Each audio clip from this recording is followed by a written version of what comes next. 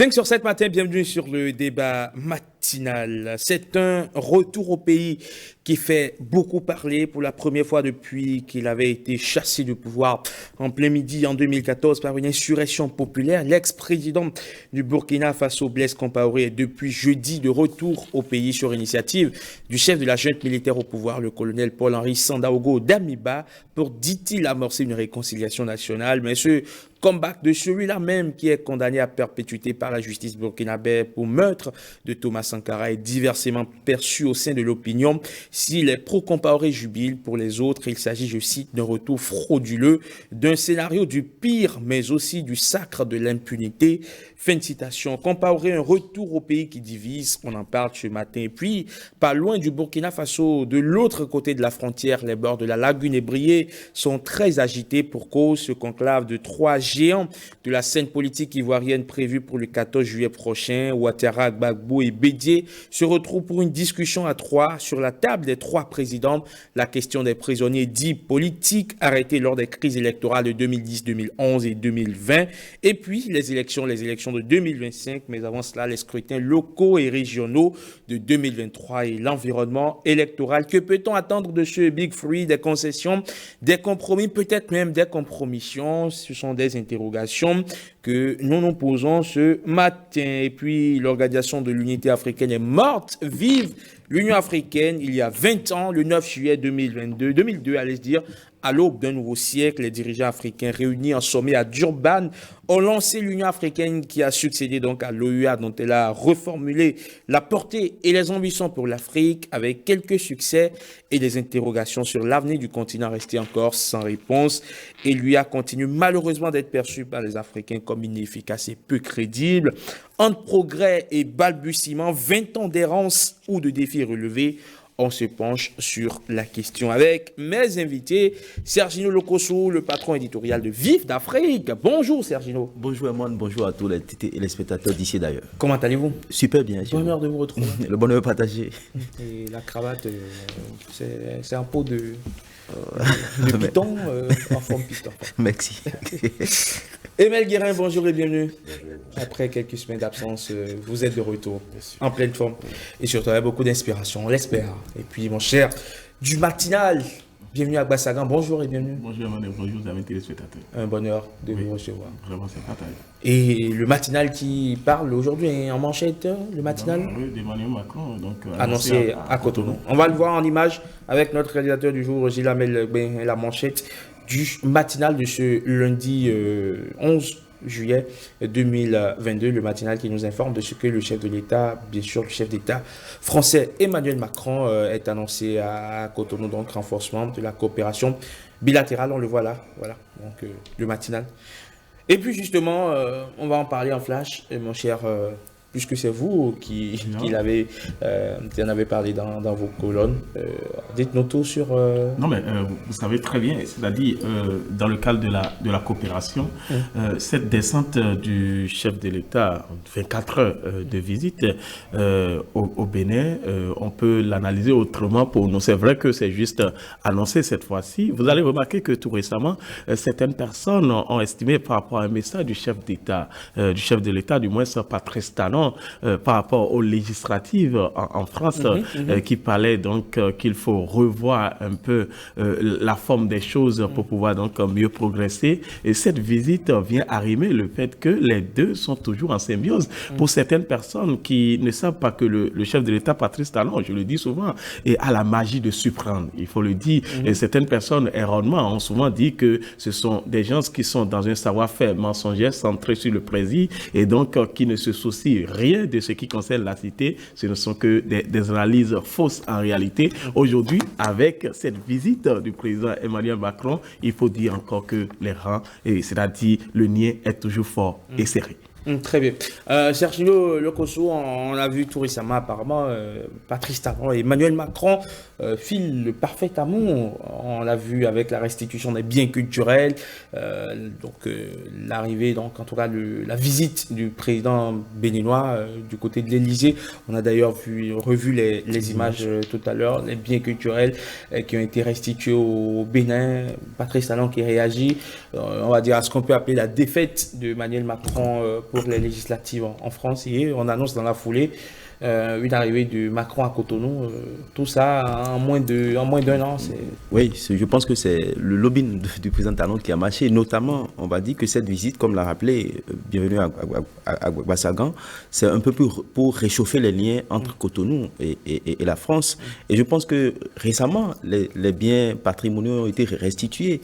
Je me dis que le chef de l'État français vient pour voir dans quelles conditions, entre autres, ces biens sont gardés. Est-ce que les conditions sont des conditions minimales? Est-ce que ça respecte un peu les normes? Et l'autre chose, vous l'avez mentionné, les législatives, l'avis qu'a eu le chef de l'État béninois, Patrice Talon, je pense qu'en gros, c'est pour renforcer les liens et c'est pour montrer, comme l'a souligné Bienvenue tout à l'heure, qu'entre Talon et Macron, il y a l'amour, le parfait amour, parce qu'il y a un courant de pensée assez répandu qui pense que la France n'est pas d'accord avec un certain nombre d'options choisies par le chef de l'État béninois et que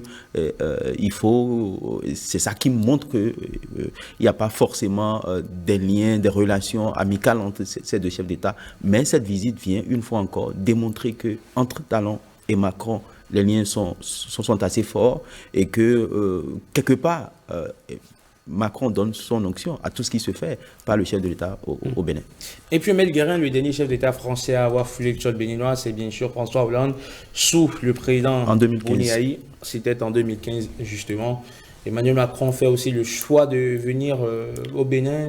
Est-ce que pensez-vous qu'il s'agit de coopération bilatérale ou c'est la métropole qui visite, bien sûr Oui, évidemment, il ne peut que s'agir d'une coopération bilatérale. Maintenant, ça apporte quoi pour le Bénin? Ça apporte quoi pour le peuple béninois? Je ne vois pas l'intérêt capital pour le peuple béninois vu les conjonctures internationales, mondiales que nous vivons aujourd'hui. Si Macron lui-même est tellement décrié dans son propre pays par ses concitoyens qu'il est mal élu et qu'il plonge sa propre population dans une crise sociale, énergétique sans précédent, compte tenu de ces mauvais choix par rapport à la guerre ukrainienne, je ne vois pas pourquoi cela pourrait apporter un intérêt pour le Bénin. Si ce sont les visites entre présidents des pays qui changeaient les choses, je crois que la Côte d'Ivoire se porterait beaucoup mieux que nous. Mais malheureusement, ce n'est pas le cas.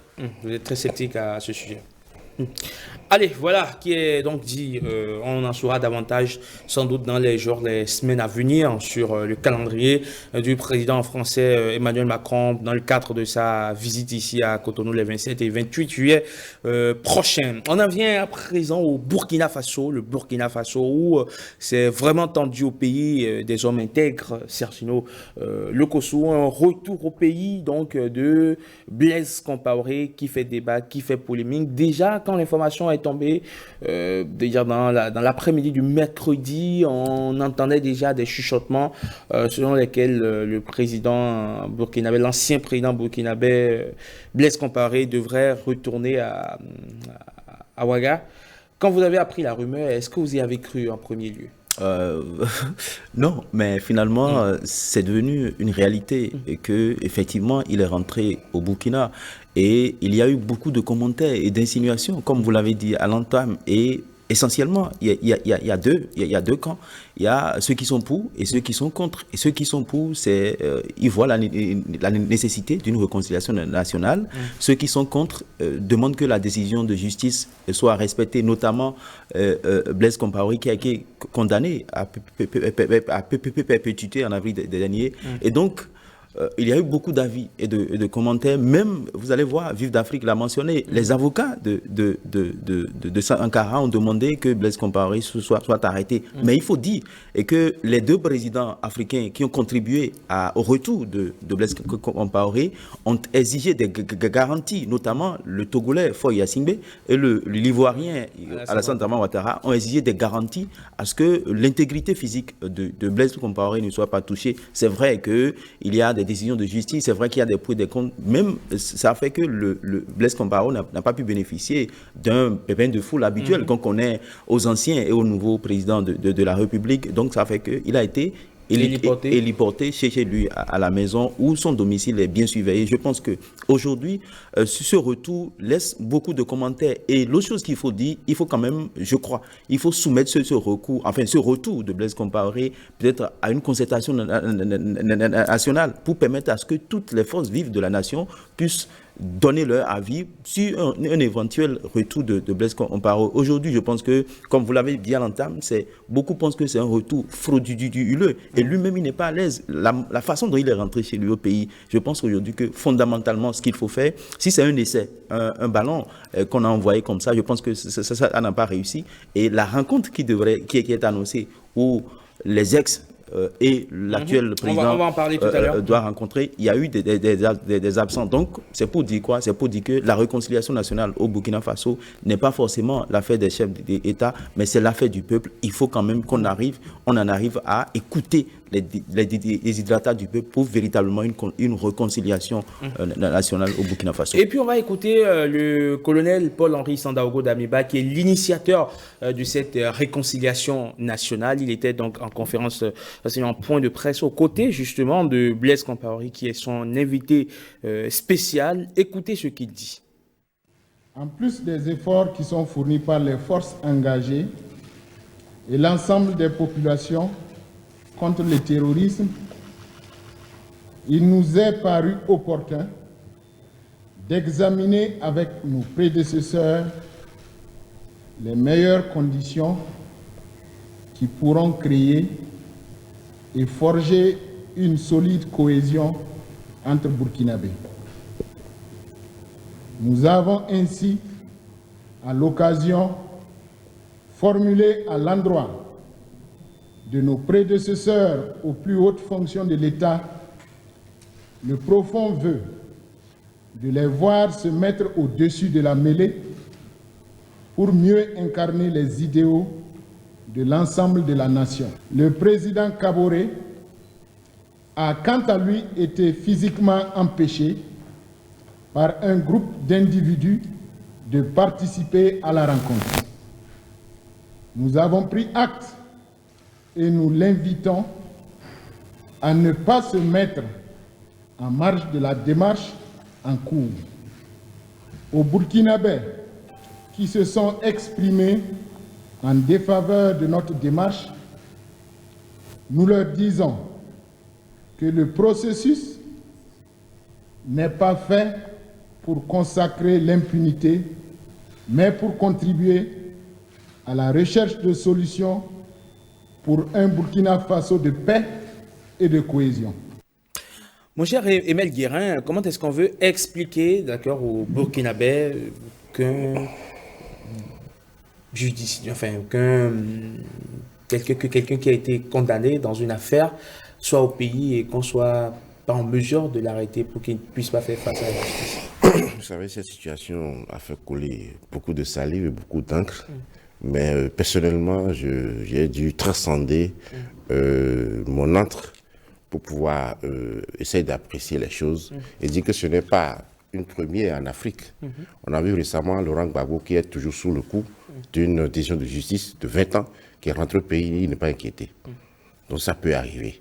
Maintenant, est-ce que c'est opportun de faire venir Compaoré seul? On pourrait se dire dans le cas ivoirien par exemple que le séjour de Laurent Gbagbo à la CPI a quand même un peu absous les velléités de ceux-là qui... Mais la décision est toujours en cours, elle n'est pas encore dissoute.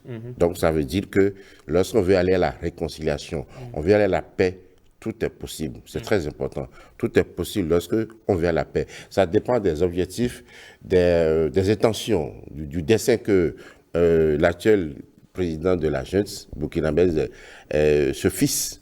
Parce que tout le monde sait qu'à un moment donné, Blaise Compaoré avait beaucoup de relations avec des djihadistes et il négociait beaucoup.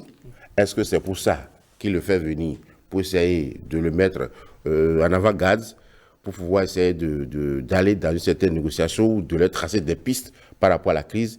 Je ne crois pas, parce que le Burkina Faso n'est pas le seul pays qui vit cette crise d'insécurité, de l'insécurité. Donc c'est un peu plus compliqué. Maintenant, moi, ce que je pense, il faudrait que même les familles, je comprends la famille Sankara, dans son émotion, dans son ressentiment. Mais Blaise Compaoré en prison ne va pas réciter, on l'avait déjà dit une fois, ne va pas réciter Sankara. Je suis, pour qui me connaissait que je suis un sankariste pur, toutefois, moi je suis pour la réconciliation, je suis pour la paix. Toute démarche, toute action qui puisse amener à la paix, je pense qu'elle est bonne.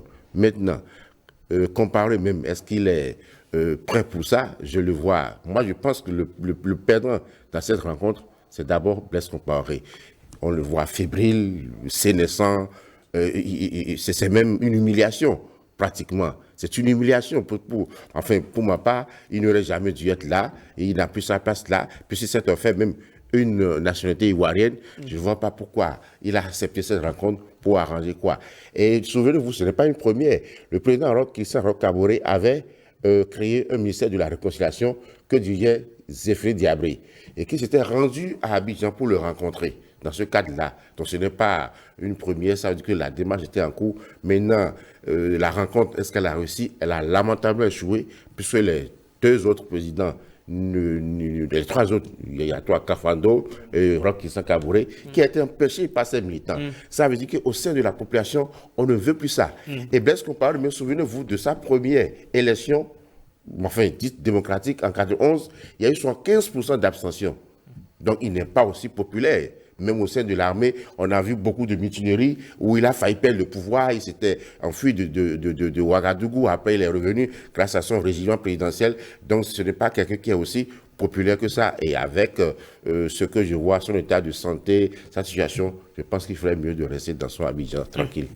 Vous faites bien d'évoquer le fait que le président ou l'ancien président déchu Roch-Marc Christian Kaboré ne soit pas venu ou n'est pas venu à cette réunion, cette rencontre de chefs d'État. Justement, il a été empêché par un groupe d'individus qui se sont présentés devant son domicile. On va l'écouter d'ailleurs, Roch-Marc Christian Kaboré.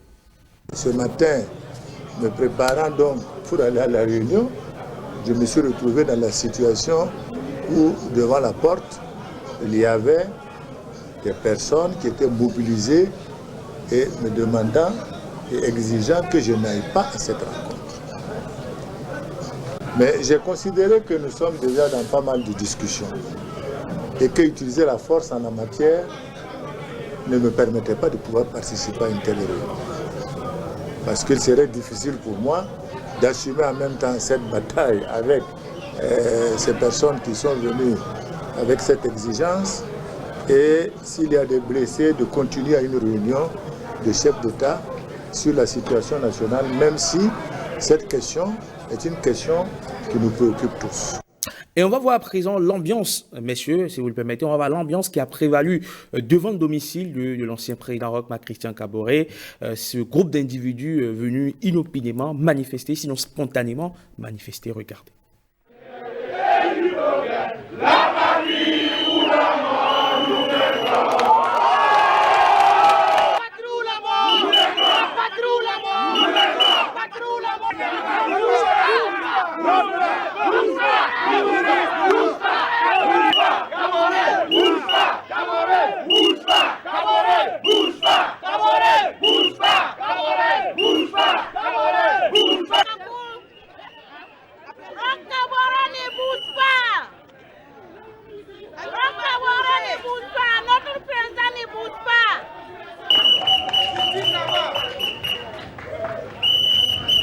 Nous sommes là aujourd'hui pour empêcher le président Kaboré, comme je viens de vous le dire, de participer à cette réunion honteuse dite de réconciliation nationale. Parce que souvenez-vous que le président Compaoré a été condamné à vie dans le dossier de Thomas Sankara. Et c'est ce monsieur qui vient, de quelle réconciliation il veut nous parler? Bienvenue à Gbassagan, vous voyez ces jeunes scandés, Kaboré, bouge pas. Il n'y avait pas que des jeunes, il y avait même des personnes d'un certain âge qui ont effectué le déplacement pour exiger que le président Roch-Marc Christian Kaboré, qui considère toujours comme leur président, ne puisse pas participer à cette rencontre dite de la honte. Est-ce que vous comprenez ces manifestants? Il faut dire d'abord que lorsque nous allons confronter les pensées et aussi lorsque nous allons mêler les informations pour avoir un raisonnement, nous devons comprendre réellement que depuis un certain temps, il faut le dire, pour revenir sur la situation, comme Guéra l'a dit tout à l'heure, il y a une pratique, je dirais, récurrente et ritualisée de la réconciliation en Afrique. Et donc, à partir de ce moment, on opère un mal, en réalité, mais sous le saupoudrage de la réconciliation. Vous savez, je suis poussé par une tentation constante quand je vois que des personnes qui sont dans le lien de la justice, on les amène sous le souhait-d'eau d'une réconciliation. Ce n'est pas du tout gai en réalité, pas un moment. C'est vrai, la liturgie du pardon, la grammaire du pardon, il faudrait que nous ayons la réconciliation nationale, mais il faut répondre des choses dont on est responsable, parce qu'il faut assumer sa responsabilité. Vous savez, en amenant Blaise Compaoré qui n'est pas tenu en piètre estime, il faut le dire, en venant donc au Burkina Faso, il faudrait même pas aller de la sorte. Il faudrait nécessairement que les faits devant la justice en réalité, et que ce dernier se présente. Parce qu'il a été condamné par contumace. Et donc, à partir du moment où il est condamné par contumace et qu'il est revenu au pays de cette façon, avec les moyens même de cet État, les moyens du contribuable, qui assure même sa protection. Vous comprenez un peu, c'est comme si, ce que j'ai l'habitude de dire dans la République, il y a toujours les uns, les autres et les etc.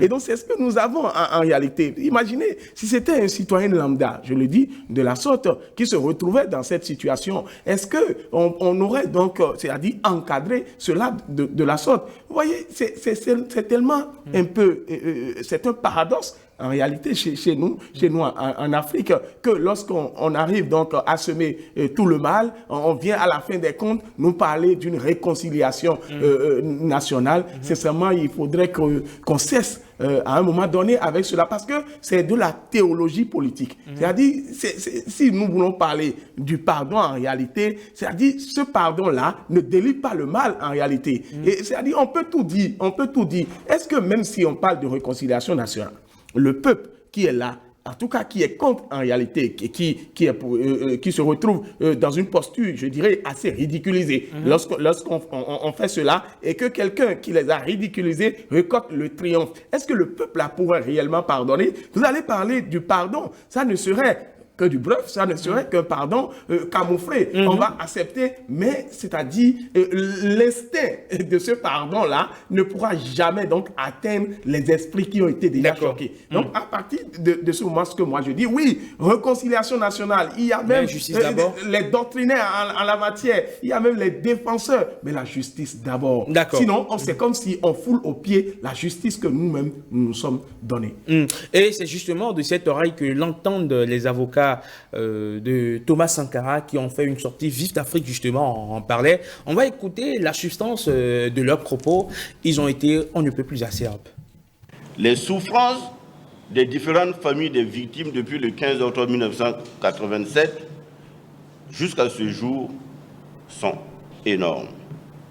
Cette douleur se doit d'être respectée par tous, comme la décision du tribunal militaire qui avait vocation à mettre fin à une longue attente de la justice. Les putschistes, parce que c'est comme ça qu'il faut les appeler, les putschistes, pseudo-réconciliateurs, tentent d'assassiner tout simplement l'état de droit, la démocratie au Burkina. Il n'y a pas une autre lecture à faire. Mais prenez les autres condamnés. Mon ami Diendéré, mais il purge sa peine. Il faut d'ailleurs le dire dignement. Mais pourquoi lui, il est burkinabé, il est condamné, il purge sa peine? Pourquoi Blaise Compaoré, condamné, lui, on lui déroule un tapis rouge à la limite? Ils n'ont pas démenti ce que l'État ivoirien a dit. Donc, ils ont donné des garanties donc, à l'État ivoirien que Blaise Compaoré ne serait pas inquiété. Sur quelle base juridique le chef de l'État ou quelques membres du gouvernement que ce soit peut-il donner des garanties à quelqu'un qui est condamné qu'en rentrant au Burkina, il ne serait pas inquiété? Si ce n'est d'empêcher l'exécution donc de la décision de justice. Et pour nous, c'est une défiance à la justice. Serginho Lokosso, vous comprenez ce que disent ces avocats de Thomas Sankara, surtout que Gilbert Diendéré est en train de purger sa peine, condamné, lui aussi dans le même dossier. Il y a clairement, et visiblement, et de façon très écarlate, du deux poids, deux mesures. Évidemment, du deux poids, deux mesures, parce que quand vous écoutez l'avocat, c'est comme si la justice n'existe pas, alors que nous sommes en démocratie, en tout cas. Tout le moins, une pseudo-démocratie au Burkina Faso, une pseudo-démocratie au Burkina Faso, puisque la justice fonctionne encore au Burkina Faso. Et donc, les décisions de justice doivent être respectées. Mais quelle garantie on peut donner à quelqu'un qui est condamné à perpétuité? Il vient dans le pays, mais on l'accueille, comme l'a souligné, avec les moyens de l'État, les moyens du contribuable. Je pense aujourd'hui que le Burkina Faso n'est pas encore prêt pour cette réconciliation. Il faudrait des concertations nationales, comme le Burkina aime si bien le faire. Et donc, je pense que c'est après ces concertations qu'il faut véritablement voir si Blaise Compaoré doit rentrer au Burkina ou pas. Parce que ce qui est fait, moi, je considère qu'il est humilié, il n'est pas encore au Burkina Faso. Lui-même, il est fatigué. Et donc, je crois que fondamentalement, ce qu'il faut faire, c'est de le laisser aller repartir dans son pays. Enfin, il a une nationalité. Dans son pays d'adoption, il a une nationalité ivoirienne, rentrer en Côte d'Ivoire, le temps de permettre aux Burkinabés qui sont au Burkina de réfléchir sur comment il doit rentrer au pays. Mais l'autre chose, c'est que ses complices sont en prison. Ça a été prouvé que Blaise Compaoré est auteur, enfin, est incriminé, est coupable dans ce coup qui est arrivé à son ex-ami qui est décédé. Je pense aujourd'hui que pour corriger un certain nombre de choses, il faut pas insulter la mémoire de ces gens-là, la mémoire, enfin, les victimes qui sont encore, enfin, les parents des victimes qui sont encore là. Il faut véritablement trouver le bon milieu, le bon moyen pour pouvoir le faire. Alors, Emile Guérin, est-ce que ce retour de Blaise Compaoré à Ouaga n'a pas plus divisé qu'il n'a réuni, alors qu'en réalité, on a parlé de réconciliation. Est-ce que le Burkina ne sont pas encore davantage divisés de ce retour qu'unis? Je crois que oui. Toutefois, vous savez, lorsqu'on pose, surtout quand on est au gouvernail et qu'on pose un acte, je ne suis pas sûr que Dawimba soit aussi stupide pour penser qu'il n'a pas eu un dessein derrière tout ce qu'il a fait. Je voudrais d'abord lui dire que dans une société, dans une nation, c'est un mythe utilitaire que de penser que tous les hommes, tous les citoyens sont égaux. On n'est pas tous égaux, même de façon originelle, on n'en est jamais égaux, c'est faux. C'est un mythe utilitaire. Soit, Blaise Compaoré a quand même dirigé le pays pendant 27 ans. Les mêmes qui crient aujourd'hui, il les a dit pendant 27 ans. Roch Christian Kaboré a été fait par Blaise Compaoré. Tous, on est d'accord. Et il n'est pas le seul sous le coup d'un mandat d'arrêt international. Il y a aussi Jacob Zida qui est aussi sous le coup d'un mandat d'arrêt international. Mais il n'a pas pu venir. Ça veut dire s'il était venu, il serait dans la même situation judiciaire que Blaise Compaoré. Ce que je dis, si cela participe à la réconciliation, je dis c'est une bonne chose, ce n'est pas mauvais. Puisque, en fait, regardez le personnage, regardez la personne même aujourd'hui physique. Qu'est-ce qu'on attend de lui? Vous voulez qu'il aille mourir en prison? Moi, c'est ce que je suis en train de voir. Il est malheureux, il n'a plus d'espoir, il est fini, Blaise Compaoré. Avec tout ce qu'il a vécu, je me rappelle il y a quelques années, lors de ça, d'une interview à TV5, on lui demandait maintenant, avant qu'il soit déposé, s'il est prêt pour l'alternance. Il dit, pardon, vous appelez quoi alternance? Il ne sait même pas de quoi. Aujourd'hui, il comprend qu'il fallait aller à l'alternance. Donc, ça, moi, je pense que cette image devait donner une leçon capitale à nos dirigeants. Pour dire, demain, si vous ne savez pas faire, vous pouvez finir comme ce monsieur-là, qui a bu toute la honte de sa vie. Absolument. Et puis, il faut aller loin. Vous savez, un ancien chef d'État ne peut pas être traité comme un citoyen lambda. Même aux États-Unis. Vous vous rappelez, Nixon, quand il y avait cette affaire où il a démissionné, il y a eu des accords qui ont été faits pour qu'il n'aille pas en prison. Même Jacques Chirac aussi a été condamné. Sarkozy a dû négocier et il n'a pas été en prison. Donc c'est des arrangements qu'on fait par rapport au chef d'État et on ne peut que faire ça. Hissène Habré a été condamné. Pardon? Hissène Habré. Oui, ben c'est un cas particulier. D'abord, il ne veut pas...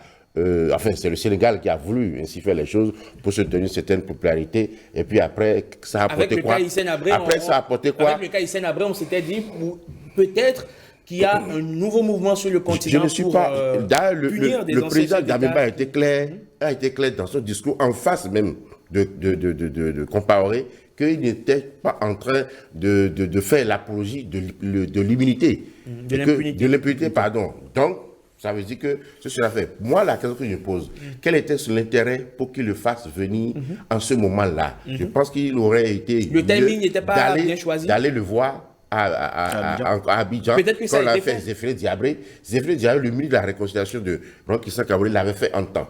Et on l'avait même critiqué. Maintenant, le fait venir, peut-être qu'il a envie de se faire entourer de tous les chefs d'État, discuter de quoi. Est-ce que Blaise Compaoré même est présent spirituellement? On ne voit pas, on le voit. Moi, j'ai beaucoup plus de la compassion pour lui, pour Compaoré. Non pas que je suis en train d'exempter tout ce qu'il a fait de mal au peuple. Pas du tout. Mais ça montre aussi que Sankara est toujours vivant, vivace dans les esprits de la jeunesse burkinabé et africaine. Et c'est pourquoi il y a eu Christian Kaboré a été empêché d'aller assister à cette réunion. Tant mieux peut-être pour lui, parce que là, ses partisans, je pense pour ma part que ce ne sont pas un groupe d'individus, ce sont des gens qui ont bien réfléchi, qui ont jugé que cela n'était pas opportun pour lui, dans ce cas pour ces gens qui l'ont déposé, alors qu'il a été démocratiquement élu, qu'il a assisté à une telle réunion pour dire quoi, je ne sais pas. Et c'est là où moi je me pose des questions par rapport à l'opportunité de il est rentré à Abidjan depuis le samedi, de ce va-et-vient éclair de Compaoré. Est-ce que Dalima n'est pas en train de jouer du jeu pour nous préparer au retour de Compaoré? Et même si c'était le cas, une amnistie ou une grâce présidentielle avait été évoquée du temps de Christian Kaboré. Donc c'est pas nouveau, cette situation.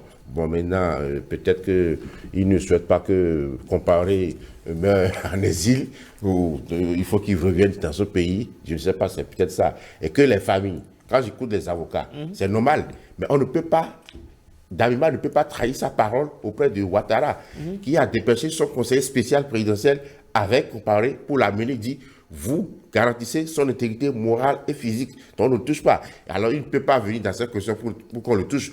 Si ce n'est pas le cas, si ce n'est pas le vouloir de Ouattara, il ne peut pas bouger. Ou encore, il faut aller plus loin pour dire, est-ce que Ouattara n'est pas en train de penser se débarrasser de ce hôte si gênant, si dérangeant? Un hôte gênant. Possible. Un hôte gênant. Ah oui? Pourquoi pas? Parce qu'on ne connaît pas le futur. Alors, bienvenue à Agbasagan. Comment est-ce qu'on peut entrevoyer la suite de cette situation? On ne peut plus compliquer, flou au pays des hommes intègres. Non, mais il faut voir déjà sur le plateau, vous voyez, la rhétorique du pardon est en train de prendre donc une prévalence, il faut le dire. Et si déjà, donc, pour nous, en tant qu'analystes, nous sommes en train de donner donc une prédominance à cette rhétorique, vous êtes d'accord avec moi que l'esprit des Burkinabés ne peut qu'aller dans ce sens, seulement que là où le problème va se poser, vous voyez, en donnant d'abord une caution pour que le président Blaise Compaoré vienne au Burkina Faso et pour pouvoir donc mener certains, je dirais, dialogues pour la réconciliation, pas d'autres chefs d'État qui ont demandé une garantie. Vous imaginez déjà que les chefs d'État entre eux, on semble, pour moi, une certaine solidarité et que même on ne se soucie pas du peuple. C'est comme le cuisinier du palais en réalité, il ne fait que flatter le palais. On fait des choses pour flatter les esprits et on s'embarrasse pas de ce qu'il y a du peuple en réalité. Ce que le chef de la junte est en train de faire, vous savez, il est en train de chercher aussi une cote de popularité. Vous savez, mais en le faisant, il se crée des problèmes sans le savoir. Vous voyez, les partisans de Roch, ceux qui sont du côté de Thomas Sankara, ont pu donc rejoindre Roch Kaboré pour pouvoir donc l'empêcher d'aller. Il y a déjà donc une scission qui se crée de la sorte et que la junte qui recevrait autrefois un assentiment populaire est en train de perdre en crédibilité. Il faut le dire, c'est vrai, réconciliation nationale. Est-ce que réellement, ce qui a fait partie de Blaise Compaoré, est-ce que sans lui, on ne peut pas aujourd'hui, sans les autres chefs d'État aujourd'hui, parler de cette réconciliation? Oui, je l'ai dit, c'est que j'ai dit au début de cette émission en disant que c'est une pratique récurrente et ritualisée. Et donc, on le fait toujours pour pouvoir donc trouver de solutions. Mais à un moment donné, puisque nous sommes dans un système démocratique, il faut se départir de ces litiges-là cela et revenir donc à la conscience démocratique. Vous savez, quand on va prendre un exemple avec les pays qui ont une démocratie avancée, est-ce que la formule réconciliation nationale est une formule rémanente? Il faut le dire, en réalité, si on veut faire du professionnalisme démocratique, qu'on aille dedans, que de rester dans ce que j'appelle un clonage biaisé de la démocratie. Et c'est ça, en réalité, ce qui nous conduit dans ce genre de situation où il y a les renversements de pouvoir. On n'arrive pas à assumer sa responsabilité démocratique. Ce qui cause ce genre de situation, nécessairement, c'est vrai. Il faut trouver la réconciliation, mais il faudrait qu'on finisse avec, qu'on trouve la formule adéquate qui est en adéquation avec la démocratie pour pouvoir donc mieux vivre, pour pouvoir donc offrir au peuple ce dont il a besoin et non des réconciliations à n'en point fini, des réconciliations chroniques et fréquentes. Il faut cesser avec, sinon ça peut venir après. Hein. Si on ne trouve pas de solution, il y aura toujours réconciliation nationale et ça sera toujours la grammaire continue qui ne connaît aucune intermittence. En tout cas, la presse burkinabé n'y est pas allée du dos de la cuillère pour parler de cette fameuse tentative de réconciliation pour le pays. On va le redécouvrir en images, bien sûr. Le pays qui parle de rencontre d'anciens chefs d'État burkinabés en vue de la réconciliation nationale. Une opération commando qui a viré au fiasco. Voilà ce que dit le pays. Rencontre donc d'anciens chefs d'État burkinabés en vue de la réconciliation nationale. Une opération commando qui a viré au fiasco. Et à l'observateur Palga de dire rencontre des chefs d'État Sandaogo et le psychodrame de Kosiam. C'est ce que dit donc l'observateur Palga, Sandaogo et le psychodrame de Kosiam. Et justement à Ouakatira de conclure, on va le voir pour finir, Ouakatira qui revient aussi sur cette affaire, bien sûr, de réconciliation nationale, absence de rock Christian Kaboré à Kosiam, que gagne le Burkina Faso à cela.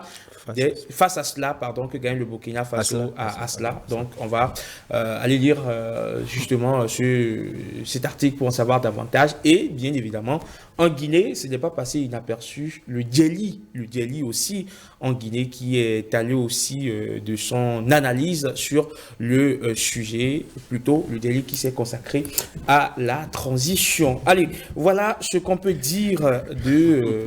voilà, ça chauffe hein, aussi en Guinée. Ça chauffe de partout. Allez, messieurs, on va finir le sujet, mais avant, on prend les avis de nos amis internautes avec Stanislas Soussalinkpon qui, justement, a relayé pour nous, bien évidemment, le bruit d'Internet, le bruit de la toile, le bruit de nos canaux digitaux. Stanislas est déjà avec nous. Bonjour Stan. Bonjour Rodrigue Herman Amengan, bonjour à chacun et à tous. Que pensez-vous du retour au pays de l'ancien président burkinabé Blaise Compaoré après 8 ans d'exil? Voilà la question que nous avons adressée à nos amis internautes. Que pensez-vous du retour au pays de l'ancien président burkinabé Blaise Compaoré après 8 ans d'exil? Le bruit court qu'ils ont été nombreux, Stan. Oui.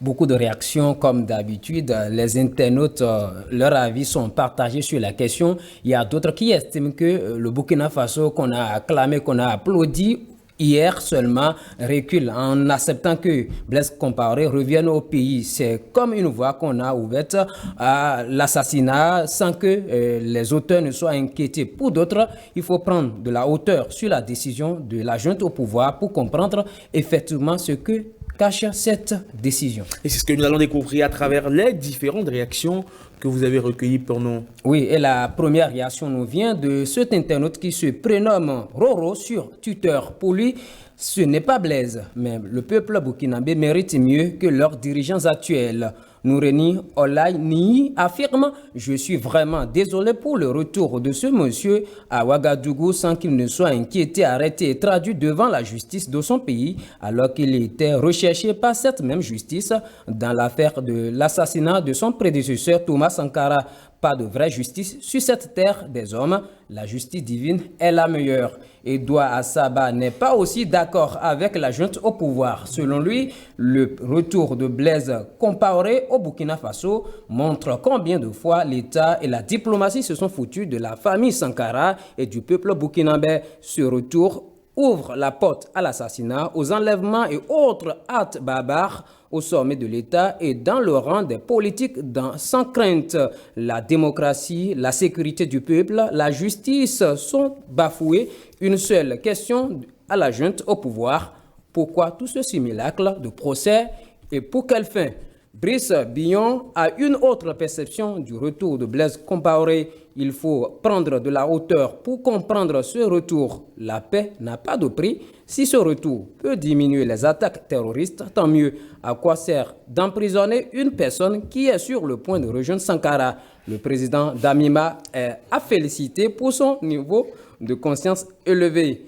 Pour Akenou, Robert abonde dans le même sens. D'abord, permettez-moi de saluer l'ancien président Blaise Compaoré pour son amour du peuple burkinabé et saluer l'actuel président de la junte au pouvoir, président de transition Paul-Henri Damiba. Je pense, face à une telle situation sécuritaire, nous devons avoir un seul objectif qui est celui de combattre l'ennemi commun. Si on est capable de se mobiliser pour faire face au président d'une nation pour exiger son départ, pourquoi ne pouvons-nous pas nous mobiliser pour faire aussi face à cette menace? Thomas Sankara avait dit ceci, c'est le peuple qui doit se mobiliser pour faire face à ses ennemis. Donc, il faut qu'on ait une même vision pour pouvoir sortir de cette calamité. Des avis aussi bien pertinents les uns que les autres, Sergino Lokosso. Oui, je crois que dans l'ensemble, il faut recueillir l'adhésion du peuple pour une réconciliation, on va le dire, parce que les saints les diables des uns sont les saints des autres. Il faut faire la paix avec ces ennemis, on va dire. La paix des braves. La paix des braves. Qui n'est visiblement pas pour demain. Ce qui était censé être un quintet s'est retrouvé être finalement un trio, une réunion à trois. Un échec. Un échec, un fiasco. On a retenu un totalement un échec. Donc le psychodrape de Koussiam. Oui, absolument. On a convenu avec l'observateur Paldia. Allez, 5 sur 7 matin, l'actu. Merci beaucoup à vous, Stanislas Sochalenko. On se retrouve demain. Demain, oui. Et puis, on continue d'évoquer les autres sujets en débat. Si Alassane Dramane Ouattara a demandé des garanties avant de faire exfiltrer, sinon on va envoyer son ami et frère Blaise Compaoré à Ouagadougou. Chez lui aussi, ça chauffe. Ce n'est pas pour autant la très grande sérénité. D'ailleurs, il est annoncé pour le 14 juillet prochain, mon cher Emel Guérin, une réunion tripartite. Là, on espère que tous y seront présents. Une rencontre entre Ouattara, Gbagbo et Bédié, les trois cadors, on va dire, de la scène politique ivoirienne. Ce qu'on a appelé par ici le Big Free. J'espère que mon cher ami ne me parlera plus de la théologie du pardon, de réconciliation. C'est la mode aujourd'hui en Afrique. On a vu aussi chez nous récemment, ça s'est fait chez nous aussi au Bénin, et ça se fera encore qu'on parle d'un cadre plus formel de la chose. Et bien voilà, parce que vous savez, les anciens chefs d'État, qu'ils aient bien dirigé ou pas, ils ont toujours des sympathisants. Ouais, et ils sont toujours quelque part nuisibles pour celui qui gère en ce moment. Quand nous prenons quelqu'un comme Gbagbo, comme Bédié qui n'a jamais fini de gouverner, qui a toute cette nostalgie de revenir au pouvoir, ils ont quand même une frange de population. Gbagbo est toujours extrêmement populaire. Et là, vous voyez, le président Ouattara a compris la chose. Il est en train de finir aussi, qu'il le veuille ou non. L'âge ne recule pas, l'âge avance. Et quel que soit ce qu'il va faire, il se rend compte aujourd'hui que tout est dans les mains de Dieu. Donc il vaut mieux aller à la réconciliation. C'est vrai que ça n'a jamais abouti. Depuis 12 ou 13 ans qu'il a fait au pouvoir, la réconciliation ivoirienne a lamentablement échoué. On en est là. Est-ce que ces rencontres-là, ce n'est pas la première? Il rencontre souvent, il a rencontré Gbagbo la dernière fois, il a rencontré Bédié, mais les questions récurrentes qui sont sur la table, ce sont la libération des détenus politiques, civils et militaires.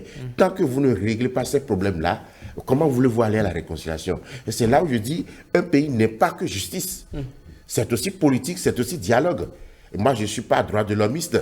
Il faut voir la réalité en face. Qu'est-ce qu'il faut faire? Voilà des gens qui sont détenus de façon arbitraire ou qui ont été mal jugés, tout ce que vous voulez. Et ceux qui sont là aujourd'hui, vous n'allez pas me dire qu'ils sont des anges. Je parle de Ouattara. On se rappelle de sa dernière élection avec 87 morts sous la main, donc sur un fauteuil ensanglanté, je lui dis tous les jours. Donc il faut que ça finisse en Afrique pour que, comme Gbagbo, je dis, il ne faut plus qu'en voulant faire la politique, on assassine ou qu'on aille en prison parce qu'il veut faire la politique, parce qu'il veut aller aux élections. Il faut que ça cesse en Afrique, évidemment. Donc, je pense que c'est une bonne chose. Si cela peut aboutir à la sincérité, c'est leur sincérité, à des actes concrets, pour que demain, on ne voit plus quelqu'un, un opposant, parce qu'il veut faire la politique, on l'envoie en prison, où on trouve des raisons, des motifs judiciaires. Parce que c'est toujours le cas. Quand on nous dit qu'il n'y a pas de détenu politique, ou bien il y a toujours eu un motif. Vous vous souvenez, en 2015, je crois, c'était le cas de l'actuel président du Bénin, Patrice Talon, où il y avait une cause, un motif judiciaire. Avec lui, l'autre a pardonné. Est-ce que c'est la théorie du pardon? Est-ce qu'il a bien fait de pardonner? Je pense qu'il a bien fait de pardonner. Donc, à un moment donné, pour la paix dans ce pays, il faut aller à la réconciliation, il faut aller au pardon, sans pourtant faire obstruction à la justice, à la vérité. Regardez l'Afrique du Sud, ce qui s'est passé. Combien, avec tous les crimes qui ont été commis contre les Noirs, combien ont été en prison, combien ont été jugés? Parce que le comité de vérité et de réconciliation a fait un travail extraordinaire. Extraordinaire. Et bon, l'Afrique du Sud, même s'il y a l'insécurité, de toute manière, tout le monde vit en cohésion aujourd'hui entre frères et sœurs. Bienvenue à Ouassagan. Que dites-vous de cette rencontre annoncée? Est-ce que ça sera le déclic pour une véritable réconciliation en Côte d'Ivoire appelée de tous les vœux? Vous savez, les chefs d'État, je généralise, travaillent souvent pour l'effacement du mal passé, il faut le dire. Ce qu'ils sont en train de faire, vous savez, on résume la République à 3 personnes.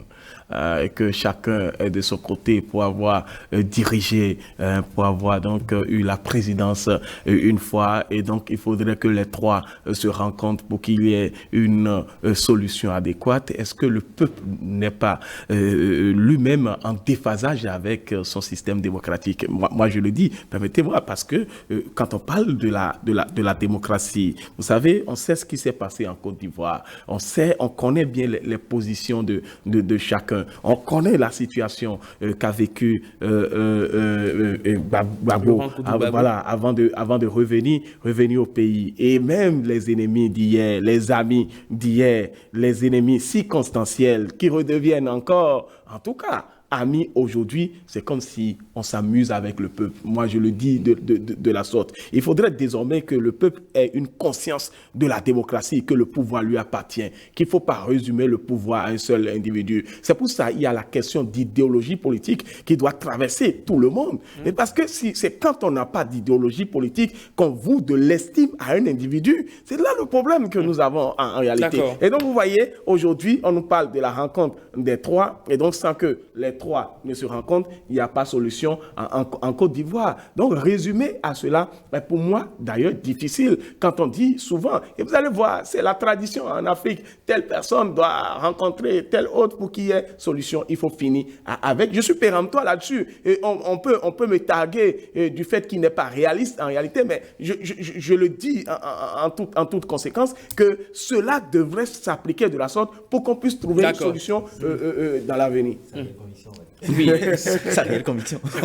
D'accord. Alors, mon cher Sergino Lekossou, il n'y a pas si longtemps, l'ancien ministre de Laurent Gbagbo qui s'est retrouvé dans les geôles de la Cour de la justice internationale avec son mentor. Je veux parler bien évidemment de celui-là même qui a été ministre de la jeunesse, Charles Blé Goudé, qui disait au micro de notre confrère de l'ANCI, Ali Diarra-Souba, si le président Gbagbo est allé voir le président Ouattara et dit que le président Ouattara est son frère, c'est que, et moi je suis le fils du président Gbagbo, c'est que le président Ouattara c'est mon oncle. Donc, on a vu cette boutade qui, justement, annonçait les prémices d'un retour au pays de l'ancien ministre de la Jeunesse.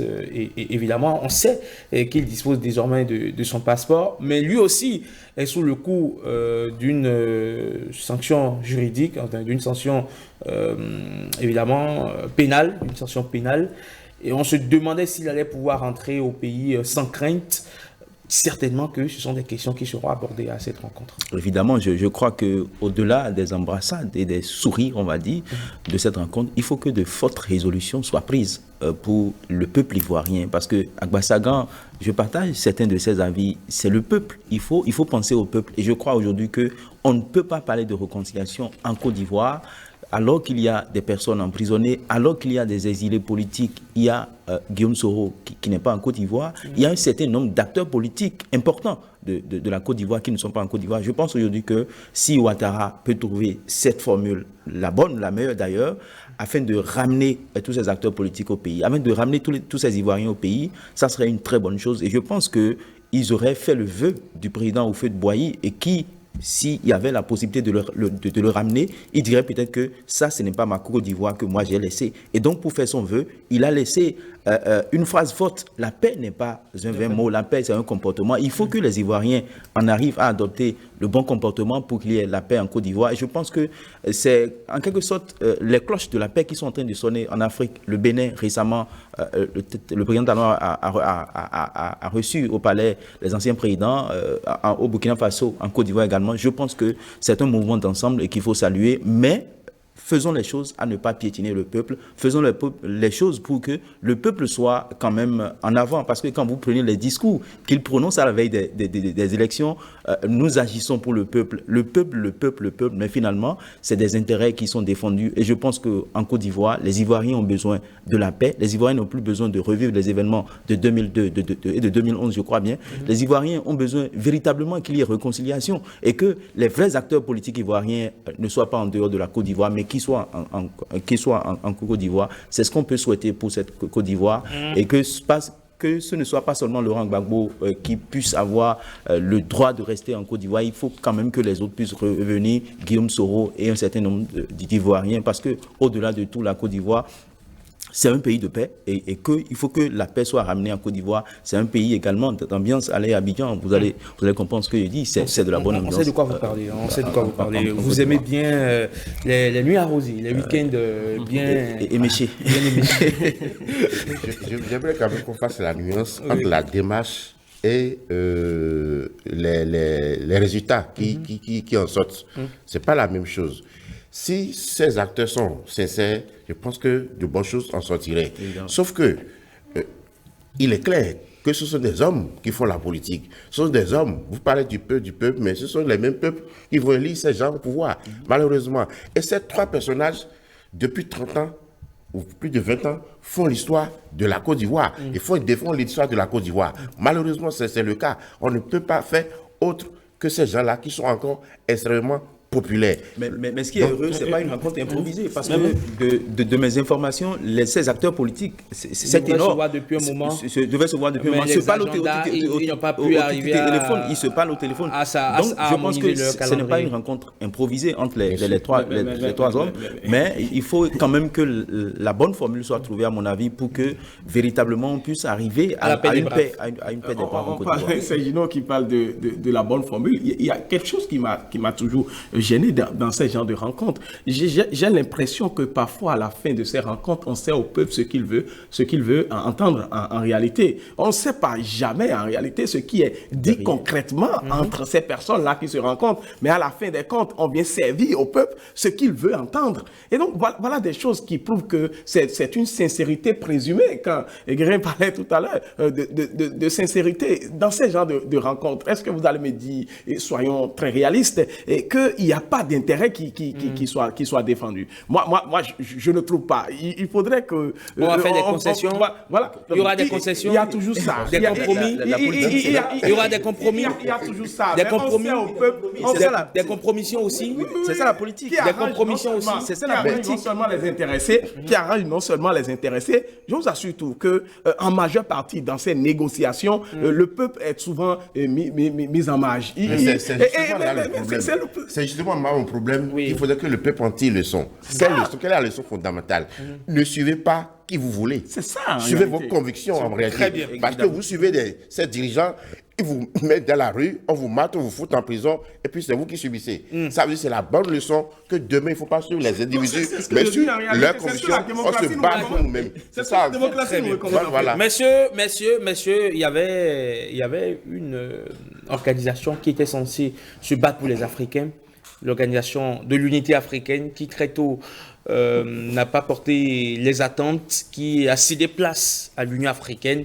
Sur les cendres donc de l'OUA est née l'Union africaine. C'était le 9 juillet 2002. 20 ans après, l'institution continue à rechercher ses marques. Serge Nolokoso, que pensez-vous de l'Union africaine aujourd'hui? Je crois que l'Union africaine, elle est ce qu'elle est. Elle perd en crédibilité. Il faut avoir le courage de le dire parce que parmi tout ce qui se joue sur le continent africain, à des moments donnés, on se pose la question si véritablement il y a une union qui réunit un certain nombre de pays en Afrique. On se pose la question.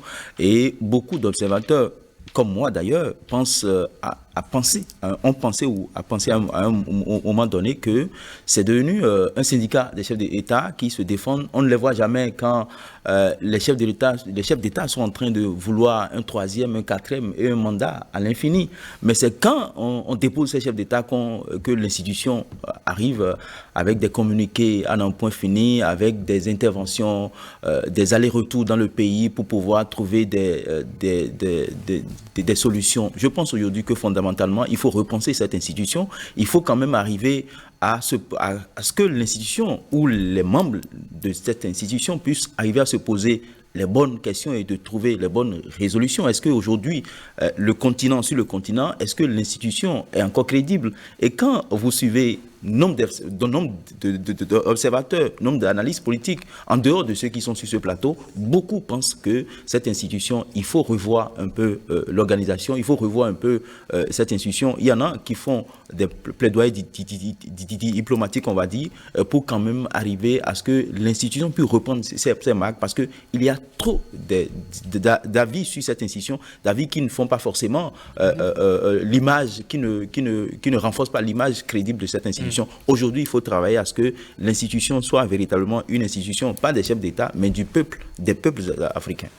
Alors, bienvenue à Gwassagan pour ces noces de porcelaine. On pouvait s'attendre quand même à ce qu'au bilan, l'Union africaine puisse quand même avoir de quoi réjouir, mais aujourd'hui, on n'y est pas encore. Vous savez, j'ai la peine de dire que l'Union africaine cache son âge. Permettez-moi de le dire de cette façon. Vous savez, c'est comme s'il s'agit d'un conglomérat d'hypocrisie constitutionnalisée. Moi, je le dis de la sorte. Pourquoi?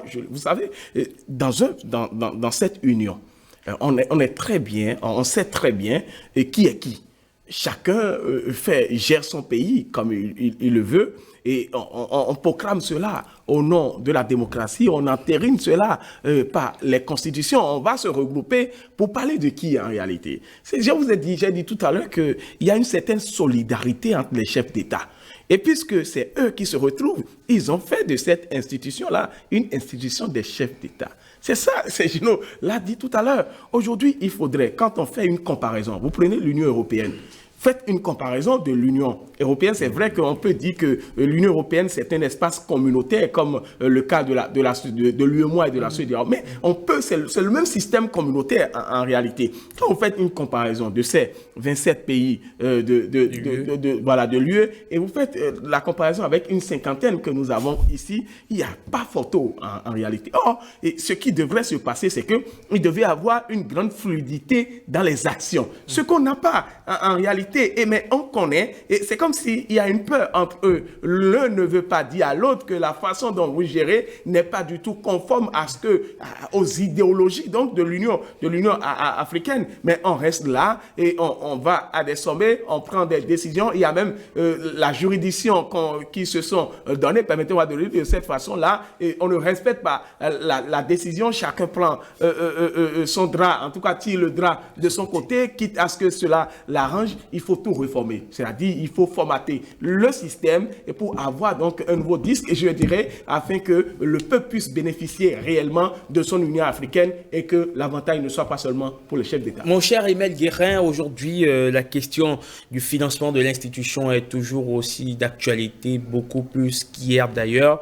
La taxe de 0,2% sur les importations suggérées pour pouvoir financer l'institution n'a jamais connu le jour. Elle continue de vivre au crochet d'autres institutions sœurs, on va le dire ainsi. Que dire de l'UA? C'est dommage. On constate là, à partir de l'UA, que l'Afrique n'est toujours pas encore indépendante. C'est évident parce que 65% du financement de l'UA vient de l'étranger. C'est quand même assez dramatique que ce soit l'extérieur qui finance une organisation régionale, ça pose problème. Ça veut dire qu'on ne peut que s'aligner sur ce que va nous dicter les autres qui ne veulent jamais que nous soyons véritablement indépendants. Maintenant, quant à ce qu'il faut penser à une Union africaine des peuples, ça n'arrivera jamais. C'est le peuple, c'est au peuple de s'organiser. Puis ce sont les dirigeants qui sont réunis, souvenez-vous de l'organisation de l'unité africaine. Ce sont les dirigeants qui sont réunis pour créer cela, afin de favoriser l'objectif à l'époque, étaient les indépendances. Maintenant que c'est fini, l'UA a été créée pratiquement comme l'Union européenne. L'Union européenne aujourd'hui qui peine, qui n'est plus acceptée par les peuples. Oui. On a vu le Brexit. Je suis d'accord. Aujourd'hui aussi en France, la majorité des Français, les 67% des Français, pensent qu'il faut quitter l'Union européenne. La Hongrie, la Pologne, ainsi de suite, qui sont sous le coup de sanctions de l'Union européenne parce qu'elles ne représentent plus les désirata des peuples aujourd'hui. C'est ça le vrai problème. Parce que regardez ce qui se passe en Ukraine, que la présidente de Ursula décide sans l'aval du Conseil même européen qui regroupe les chefs d'État, de financer, de fournir des armes à l'Ukraine. C'est assez grave comme décision. Donc ici, au niveau de l'Union africaine, c'est pratiquement la même chose. Mais il faut quand même noter quelques avancées sur le plan de la gestion des crises. Il y a quand même un conseil de sécurité que je connais très bien, qui essaye quand même d'aller gérer quelques crises. On a vu récemment en Éthiopie où Obasanjo a été déployé là-bas. On a vu aussi le cas du Congo et du Rwanda. Donc ces crises, maintenant les crises internes ne prennent que, comme il vient de le dire, écoute, chacun veut sauver son fauteuil. Et critiquer l'autre pays qui n'est pas démocratique, c'est de l'ingérence. Il ne peut pas le faire. Ce ne sont pas les clauses de l'Union africaine. Maintenant, la question que je pose, quels sont les lendemains de l'Union africaine? Les lendemains, moi, le lendemain, franchement, je ne vois pas un lendemain meilleur. Parce que les peuples se réveillent davantage. Et surtout que vous avez parlé du financement. Ça veut dire que si un jour, l'Occident ne finance plus à 65%, comment est-ce que nous pourrons, l'Union africaine pourra survivre? C'est une question qui... Et il y a des institutions carrément budgétivores qui ne foutent rien, comme le Parlement, par exemple. Le Parlement fait quoi? Rien du tout. Ça n'a pas de sens. Très bien. Voilà. Merci beaucoup, Emel Guérin. Je rappelle que vous êtes spécialiste en gestion de crise. Vous étiez à l'instant en train de défendre votre secteur. C'est important. Merci également. Bienvenue à Gwassagan, journaliste, confrère du matinal et le patron éditorial de Vivre Afrique, Serge Lokosso. Un plaisir d'avoir partagé ces instants avec vous pour évoquer divers sujets de l'actualité. Au plaisir de nous retrouver très prochainement. Merci. 5 sur 7 matin, encore un tout dernier rendez-vous. Je vous l'avais annoncé en première heure. Il reprend du service par ici. C'est bien Blaise Adampo. Ce sera pour les sports. À tout à l'heure.